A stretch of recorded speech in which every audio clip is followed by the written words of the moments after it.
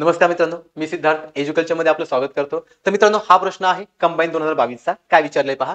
प्रतिध्वनी तरच ऐकू येतो जर ध्वनीचा स्रोत आणि अडथळा ध्वनीचा स्रोत आणि अडथळा यातील अंतर किती असेल. तर लक्षात घ्या मित्रांनो, आता हा जो पूर्ण प्रश्न आहे हा इको वरती आहे. आता इको कुणाला म्हणतात तर सिंपल आहे, फार लक्षात घ्या.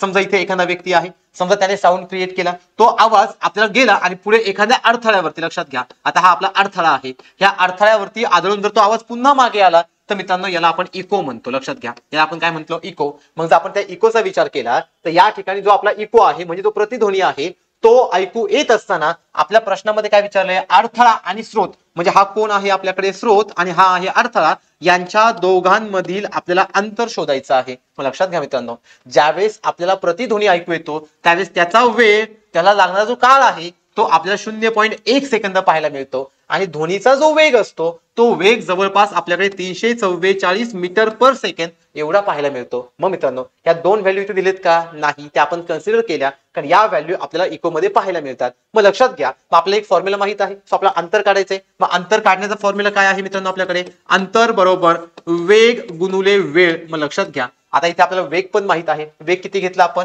344 मीटर पर सेकंड. वेळ किती लागतो, 0.1 सेकंद. तुम्ही भरपूर वेळा ऑब्झर्व केलं असेल की आपण जर काहीतरी बोललो आणि जर इको क्रिएट झाला तर तो इको आपल्याला क्विक मध्ये ऐकू येतो. जर तो क्विक मध्ये ऐकू येत असेल तर त्याला ऐकू येण्यासाठी जवळपास आपल्याकडे टाइम किती आहे तर 0.1 सेकंदचा आहे. मग लक्षात घ्या, अंतर बरोबर वेग गुणिले वेळ. मग वेळ किती आहे आपल्याकडे, 0.1 सेकंद. जर दोघांचं मल्टिप्लिकेशन केलं तर आपलं उत्तर भेटतं 34.4. आता 34.4 हे अंतर आपण जर पर्याय पाहिले मित्रांनो तर पर्याय मीटर मध्ये आहे, म्हणजे हे पण आपलं आन्सर कशामध्ये आलं, मीटर मध्ये आलं. परंतु इकोचं अंतर झालं, हे अंतर कशात झालं, इकोचं अंतर म्हणजे काय, हा स्रोत पासून निघालेला आवाज अडथळ्यावरती आदळला, पुन्हा तो मागे आला, म्हणजे जाण्याचा आणि येण्याचं जे टोटल डिस्टन्स आहे ते टोटल डिस्टन्स आपल्याला इथे भेटलं. परंतु प्रश्नामध्ये काय विचारलंय, सोर्स आणि अडथळा, म्हणजे हा सोर्स आणि हा अडथळा यांच्यामध्ये एक्झॅक्ट अंतर किती असेल. तर मित्रांनो, यांच्यामध्ये अंतर जर आपल्याला काढायचं असेल तर आता जे अंतर भेटले ते जाण्याचं आणि येण्याचं आहे.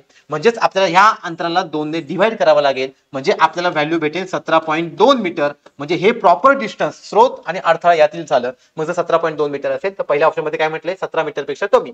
आता ही व्हॅल्यू कशी आहे, 17 मीटर पेक्षा जास्त.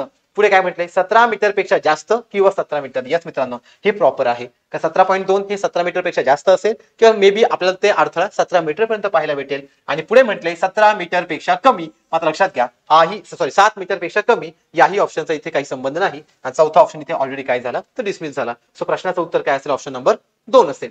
थँक्यू.